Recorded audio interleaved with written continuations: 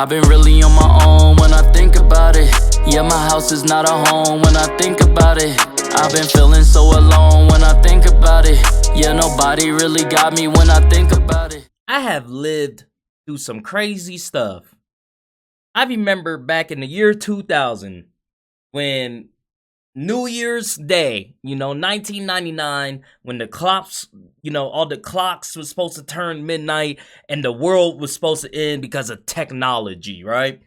I remember freaking 666, where it's the 6th month with the, 6th year and the 6th day, and the world was supposed to explode or something, and then you go to 2012 when everybody was running around saying, oh yeah, the Mayans calendar, it ended. The world is done. The apocalypse is here. This is here.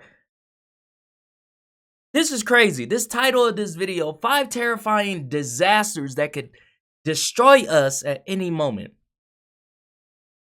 This is a crazy title, man. I can't wait to jump up in it. In 2030, Valencia, Barcelona, Marseille, Rome, Athens, Istanbul, and many other coastal cities in Europe will be hit by a giant tsunami, says Bernardo Aliaga, leading oceanographer at UNESCO. And the probability of such a catastrophe is 100%. Wait, what? So basically he's saying, no, it's going to happen. It's going to happen. If it's 100%, it's going to happen. You know what's crazy is, man? We spend so much time fighting ourselves, fighting the other person, you feel me? That we forget nature is preparing to wipe us out, to beat our ass, bro. Like, what? Experts have concluded that the number of various catastrophes on our planet is increasing threefold every 10 years. And this means that by 2030, 560 cataclysms will occur on Earth annually. That is 1.5 disasters per day. In this video, you'll find out why is this the most dangerous decade for life on our planet, how to get into a tropical storm without leaving your home, and more importantly, what cataclysms could destroy us tomorrow. Ooh, that's crazy, man.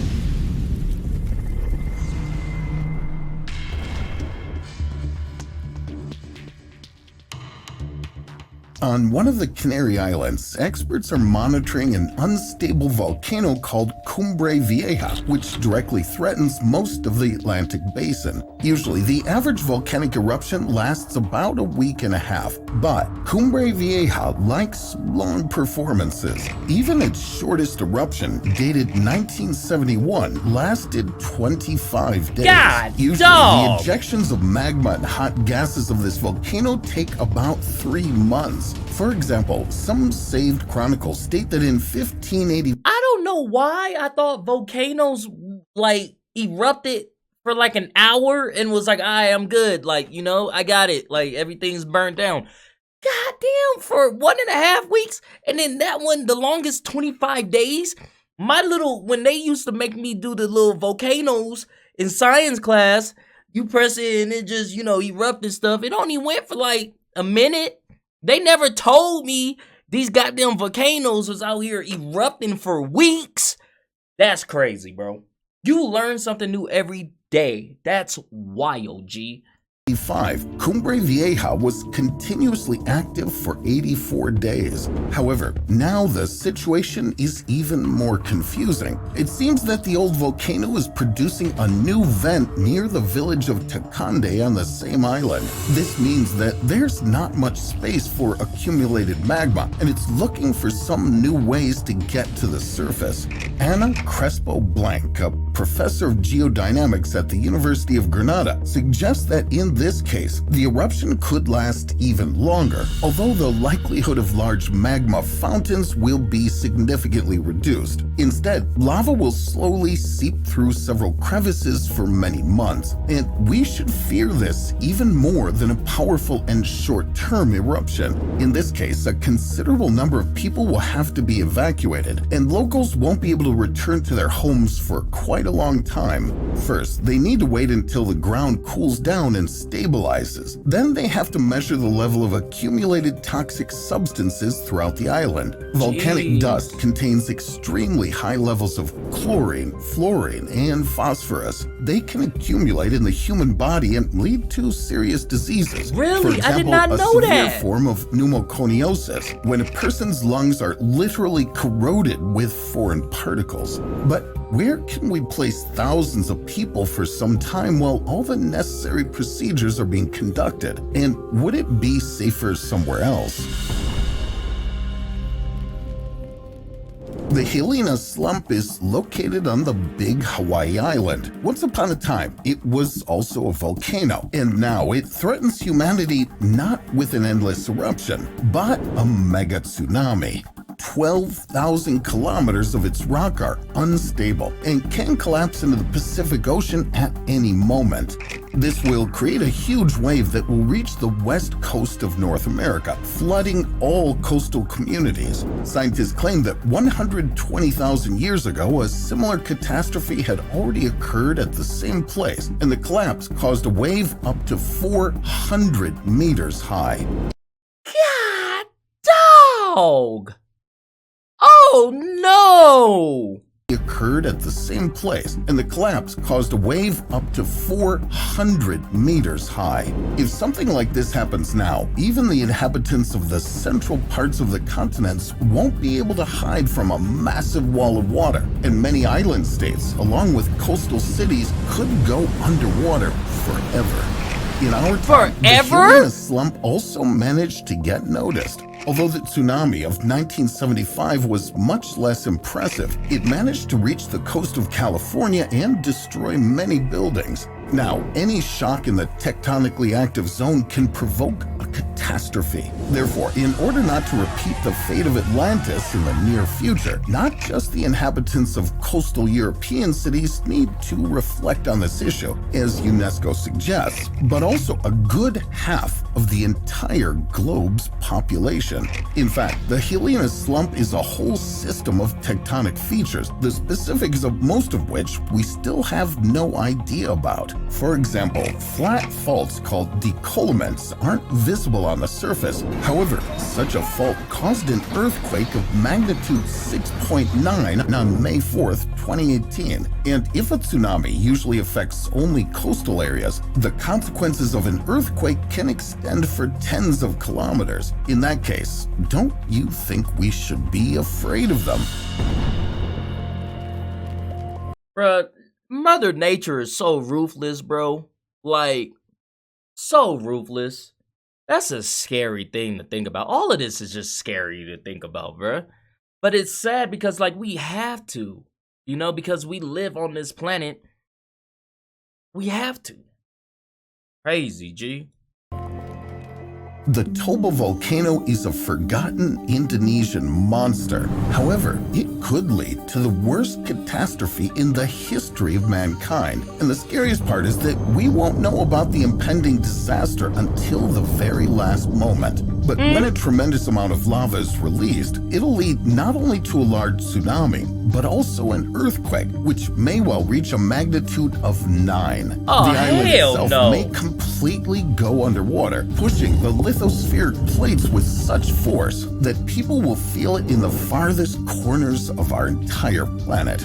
Right now, magma is imperceptibly accumulating in a huge underground basin right under the lake, which was the mouth of a volcano thousands of years ago. But we can determine the quantity of magma using only the zircon dating method. To do this, scientists collect zirconium, tiny crystals of volcanic rocks, and measure the levels of uranium and lead contained in them. This method allows us to learn only approximate data with a significant delay. Therefore, the date of a massive disaster can be predicted by no one. But wait, apart from Toba, we have other things to worry about. For example, the Cascadia subduction zone. It runs all along California. Basically, the locals live on a powder keg, always waiting for a new disaster. This area is a subduction zone, that is, a place where one tectonic plate slides under another. Usually the movement occurs gradually, a few centimeters in a couple of years. But in this zone, the shift can be abrupt and fatally dangerous.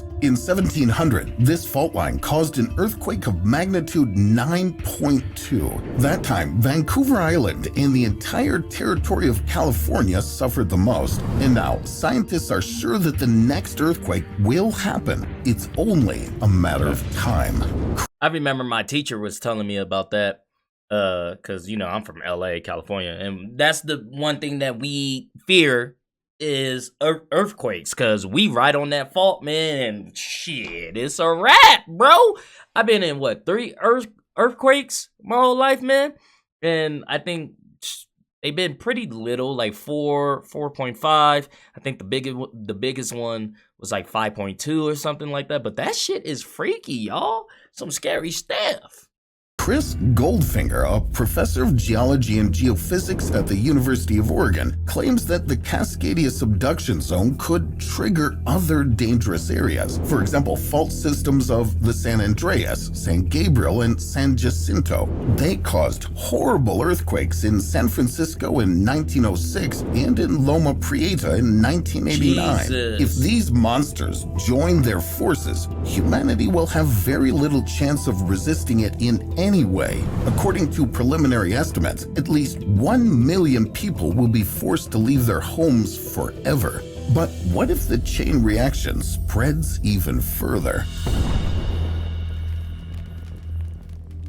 What do you think about a huge tsunami in the North Sea? It sounds rather unusual because this zone has always been considered calm. But about 600,000 years ago, when Earth was entering another era, the sea level rose significantly. This eventually led to a massive landslide. An ice wall 300 kilometers long descended into the sea all at once, and this is approximately the distance from the center of New York to Washington, D.C. The 6-meter tsunami caused by that event reached the coast of Scotland, and now we have a good chance of seeing a repeat of such a huge event.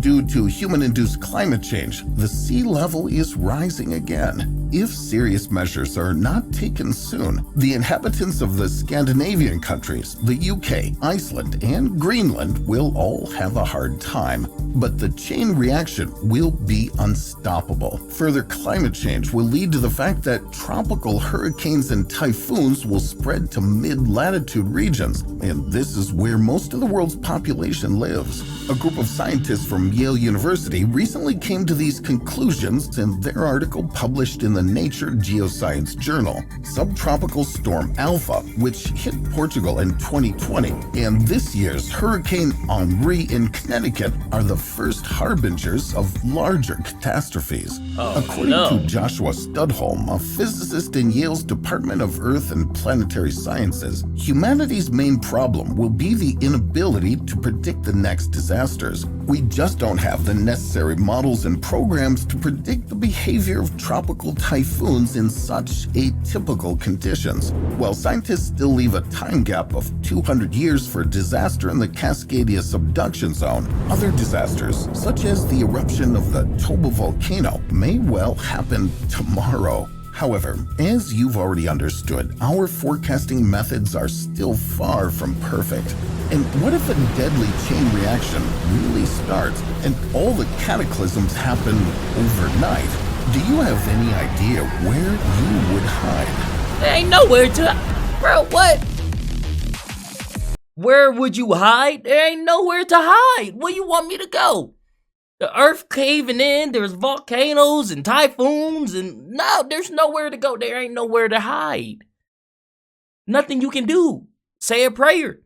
We going to see Biggie and Tupac. Like, what? That's crazy, bro. The planet, man. Scary stuff, okay? If you guys like this video, go ahead and hit that thumbs up button for me. Thank you guys for commenting, sharing, and subscribing. And I'll see you guys next time. Peace.